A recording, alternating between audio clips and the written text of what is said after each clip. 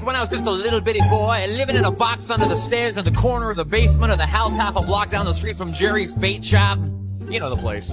Well, anyway, back then life was going swell and everything was just peachy!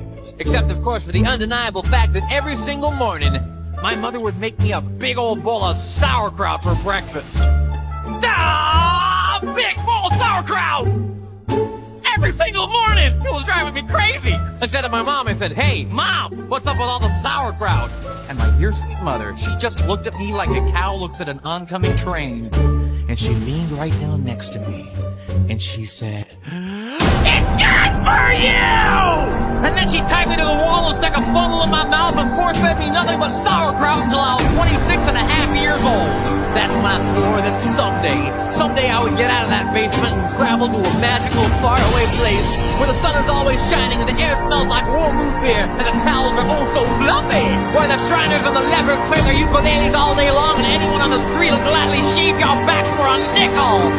Waka waka doo-doo, yeah! Well, let me tell you people, it wasn't long at all before my dream came true, because the very next day a local radio station had this contest to see who could correctly guess the number of molecules in Leonard Nimoy's butt. I was off by 3, but I still won the grand prize. That's right, a first-class one-way ticket to Albuquerque.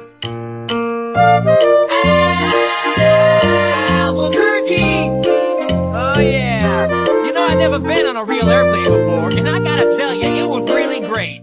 Except that I had to sit between 2 large Albanian women with excruciatingly severe body odor, and the little kid in back of me kept throwing up the whole time. The flight attendants ran out of Dr. Pepper and salted peanuts, and the in-flight movie was Viadome with Pauly Shore, and oh yeah, 3 of the airplane engines burned out. With tailspin and crashed into a hillside, and the plane exploded in a giant fireball, and everybody died!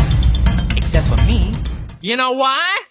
'Cause I had my tray table up, and my seat back in the full upright position. Had my tray table up, and my seat back in the full upright position. Had my tray table up, and my seat back in the full upright position. So I crawled from the twisted, burning wreckage. I crawled on my hands and knees for 3 full days, dragging along my big leather suitcase and my garment bag and my tenor saxophone and my 12-pound bowling ball and my lucky autographed glow-in-the-dark snorkel. But finally I arrived at the world-famous Albuquerque Holiday